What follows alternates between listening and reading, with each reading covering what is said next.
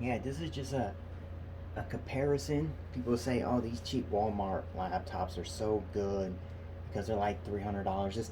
This laptop's older now, but I believe it originally the specs came from like Windows 8.1, but when this computer was bought new, it had Windows 10 on it. It was a little more than $300, I believe. Um, Dual core. It's N2330 Acceleron. Now, this is an old Dell XPS m1710. It's a it was like a considered kind of gaming laptop. Doesn't have the highest specs in it. It just has the T Intel Core 2 T20 7200, 2 gigahertz processor. I think the fastest one you can go to. I don't know what's that name of the CPU, but I think it's a 2.2. I had that in another model I had before. It does have the NVIDIA 7900, I think SE for graphics. I think that's gonna, yeah, that GS for graphics. So it's only the 200 and some megabytes for VRAM for graphics. And obviously this is an old laptop, older than 15 years old. This is like maybe 5 years old, 5, 6 years old, maybe not even that, I'm not for sure. Like I was saying, this came originally with Windows 10. This originally came with XP. It's got a little sticker saying XP, but supports Vista. It does not really support Windows 10 like what is on it now. I had to turn off transparency to actually get the graphics to really work on it and run Windows 7 graphics. Okay, but as you see, I ran this once. Computer's been sitting here once for a minute already. Ran both tests multiple times, right? This has a Samsung 850 120 gig SSD, so it boots up and runs faster. This has pretty much, I don't know if it's dying, but it's a slow hard drive. I don't even remember the size, but you can. This one's here. This is Cinebench R15. They're both same update versions, same versions of it. This got a 60. This got a 93. This takes so long that I had a 10-minute sleep timer on it. It actually goes to sleep before this would finish running. So just run these and see what happens. Obviously, they've been running for a while. They have nothing running in the background. This is actually a fresh install Windows 10. Okay, this has been running for a while. With the Windows 10, it has a whole bunch of other stuff on, I believe. Nothing should be running in the background though. It should be pretty smooth. You see, they're both on the click start button. So just click start this.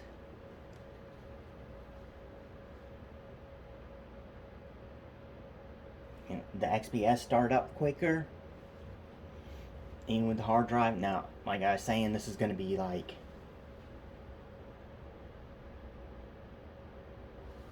obviously the test is already running, so I don't really have to show you that again. But a computer that came from Walmart with Windows 10 on it is around $300. These are still pretty high. Like I just rebought it because this is a laptop that got me back in the working on computers as a hobby. So I wanted to get another one of them. The one I originally had, the woman sold it to me. She didn't know what was wrong with it, but I found out later on she obviously knew what was wrong with it because the shop told her that it needed a new motherboard. She just obviously said, "Oh, I don't know what's wrong with it. I don't know what's wrong with it." So I just ended up replacing the motherboard for it.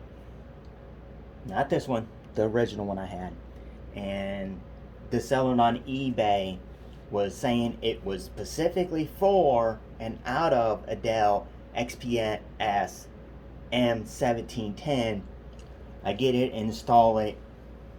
I'm like, why does it not have any it's like I was thinking all the connectors are like gone for the LEDs that come on it, right? So I was like, okay, that's nothing. I put it all together. It's like I can live without the lights. The board is pretty cheap. I don't want to have to wait, send it back, find another one.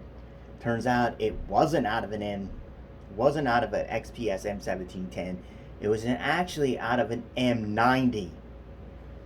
Pretty much the exact same motherboard, but one difference is it had the spots where you could plug in these LEDs here, which you can't see on the camera. Yeah, these LEDs that are here and here and here. They didn't have them on the board, so it didn't have the RGB on it. So we ran that for a long time. I had Windows 8 on it, and I had a software on it that actually let me overclock the CPU and the GPU. So then I had like my own built-in fans in the back that came with the shroud, pretty much in the back where the fans are, and narrowed down to be the same size as a exhaust. So I had two fans. They're running off of, I think, a 12-volt DC thing, not off the laptop itself. Plus, we had it on on these little, I think, blocks or maybe a cooling pad to keep it raised up more, so it had tons of airflow, but it's still running hot with the overclocks. But it did amazingly well. Only thing we really ran on it at that time was World of Warcraft, and it had no problems running World of Warcraft back then. This is, more than 10 years ago or so, more than that. But more than 10 years ago, I had no problems running it. And it had huge increases on performance, majorly. If I remember right, I got 10 to 15% performance gain out of the CPU, and I think maybe a lot. It was actually a lot out of the CPU, because I remember certain games I played would go from non-playable, under 30 FPS to 45 FPS. Problem is, it did run really hot. Without the fans I built, the hook on the back, it would not run. It would basically get so hot it would shut off. Put the fans on, ran super fast. And you would think, because I'm running the fans, I'd have to clean it more often. It actually stayed decently cool for what it was. And most of the time it was just hooked up to an external monitor, and it was doing a really good job at doing it. That's I really like that laptop, even that it only had an M90 motherboard in it. So technically it was an M90 and a Dell XPS M17 case. And I'm saying it was a little hassle getting Windows 10 on it, because when you open even just before you started the drivers, okay, it seemed smooth. Obviously you weren't getting a performance out of it because you're working with basic Intel graphics, right? So everything popped up and worked like normal.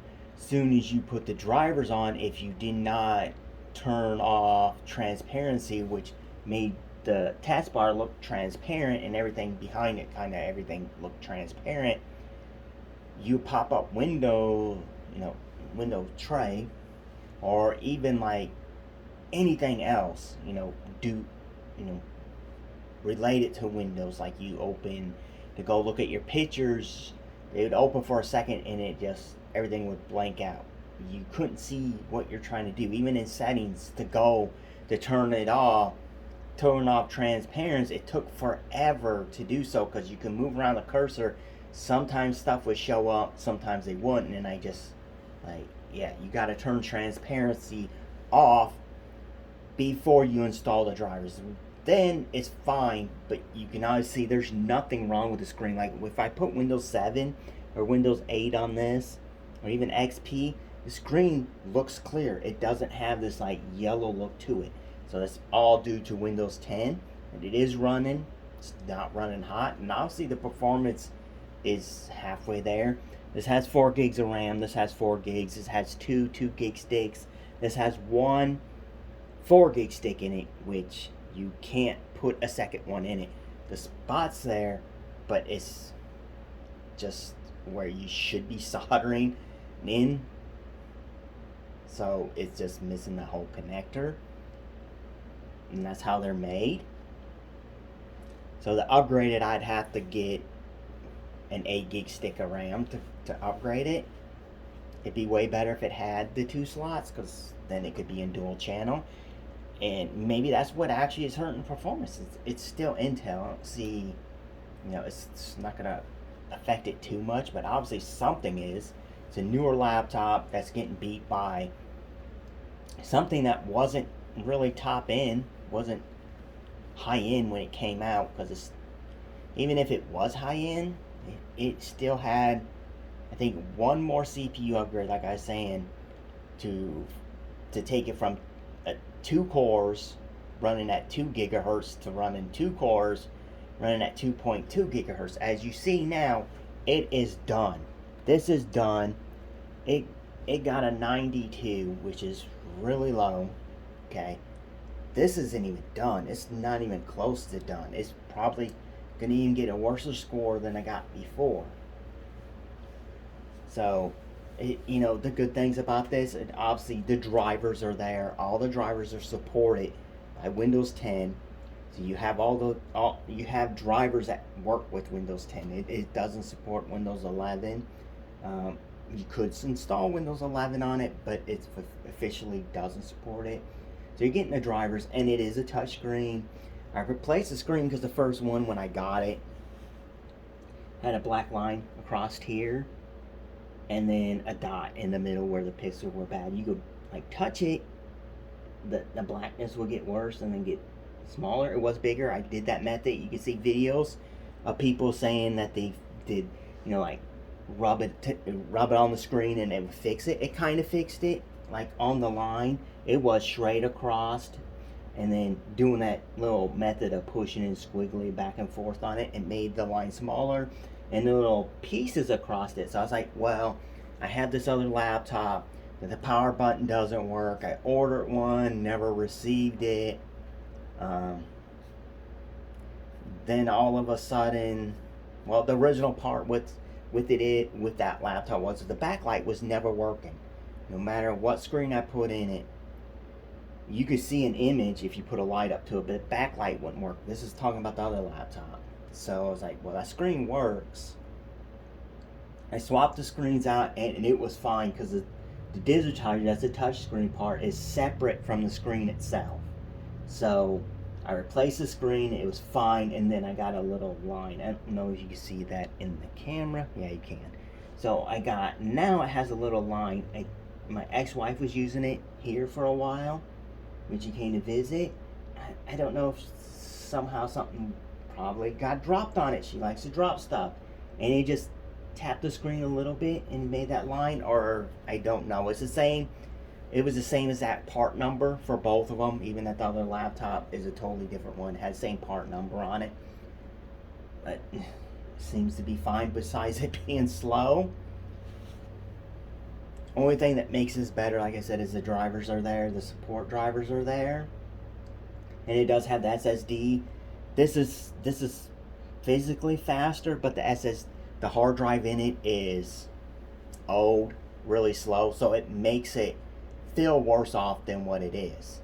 So I had a SSD in it at one time, and I was using it. It was usable, and now it's like, it probably feels worse than this, even that the CPU power in this is better, because it takes so long for it to actually boot and start and get everything out of the way that Windows has to do. It checks for updates, it does all this other stuff in the background, and then when it's finally done, you'll see CPU uses go way down, and memory go down, hard drive. This one, when you first boot it up, it takes forever. It's like 100% disk usage. This one here, you see CPU usage because it has an SSD versus the hard drive. That's really slow. That's like 60 for reads and writes, or maybe 80 for reads and writes. Super low. Versus I think this isn't even. I think the interface for the SATA controller in here is really bad too. I think even this won't get the full speeds out of this SSD. Even even benchmarks would tell you like, hey, you know, this is really low for this drive. Make sure you have it. So it's like SATA 2 or something like that. Obviously that's like SATA, SATA 1, whatever. So this might maybe get 230 for reads and writes. I doubt that though, the way it seems. But again, 60, 92. I take this off here. You see this finished with the 6092. You can see the specs. There's what it says for graphics wise. Here's this one that says 92. Need to show there's the XPS is on 92. Out of this is older than 15-year laptop. This one's maybe 5 years old, but it was the cheapest brand new laptop you can buy. 60. So kind of reference why I wanted to put this up is like I work on computers as a hobby. Kind of does help with my workload that I have, but I mainly do this as a hobby, and people always like complain about newer stuff. They want newer stuff. Just because it's newer does not mean it's better.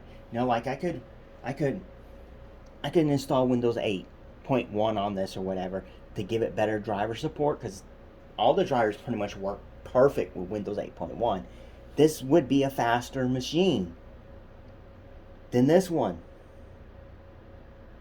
You're looking for something that's gonna be faster, go with this. It obviously needs an SSD or a better hard drive than what it has in it now, and this one here is just gonna give you better battery life, maybe, you know. And it's gonna, like the original brick, I'm running a Dell brick with it, but the original brick was like 65 watts. This requires 130 watts, or it gives you a warning and it won't run as fast, or it won't run, I don't remember. But this is like 130, but it has, you know, the CPU is socketed. The video card is socketed. It's a kind of laptop video card, so you can replace this video card. They even have AMD video cards for like the Fire cards and stuff like that you could put in here. You can actually go with the, if you can find them anymore, you can go from the 7900, which is, it says here, GS, to the 7950 GT, which almost doubles amount of VRAM for it. And obviously you can upgrade the CPU to the 2.2 gigahertz versus the 2.0. This one is using onboard graphics, and the CPU is soldered to the board. Only way to upgrade the RAM in this is to go with another one. That's another good thing, I guess, but the CPU is still the weakest part.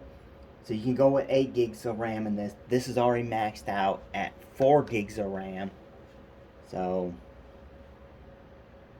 it's way easier to work on this one still than working on this one. You got to take this completely apart from the bottom, which allows you to remove the hard drive, which allows you to finally get to the SSD.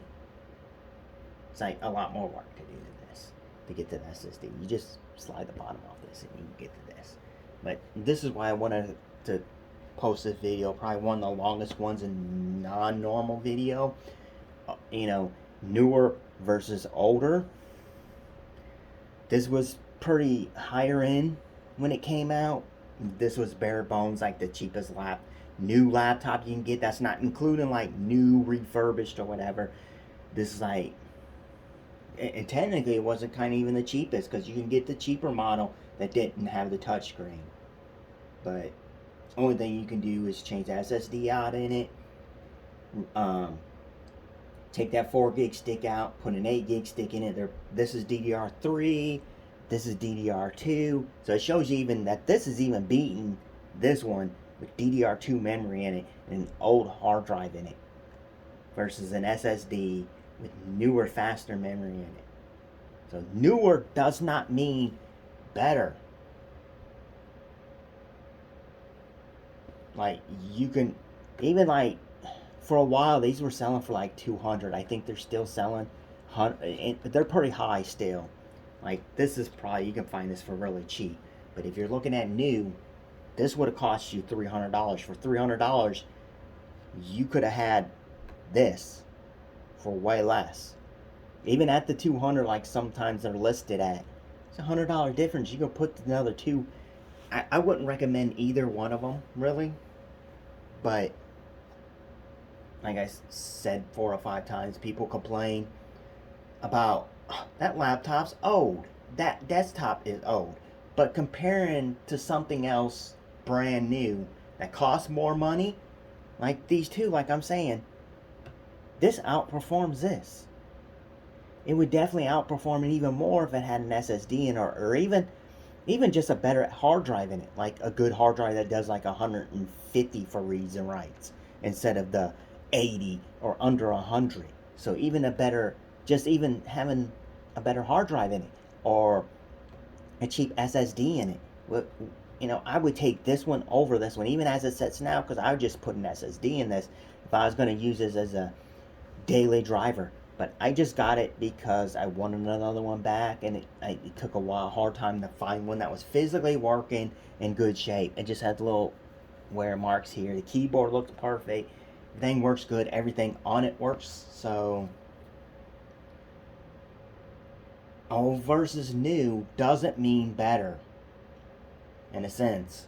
You buy something that was older, that was a pretty good computer back in the day, versus something that just meant to put out there to get you on the internet.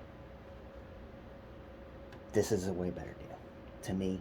If you can get, these were both the same price, definitely, you know, if you want, this is going to have newer driver support and stuff, but it's slower.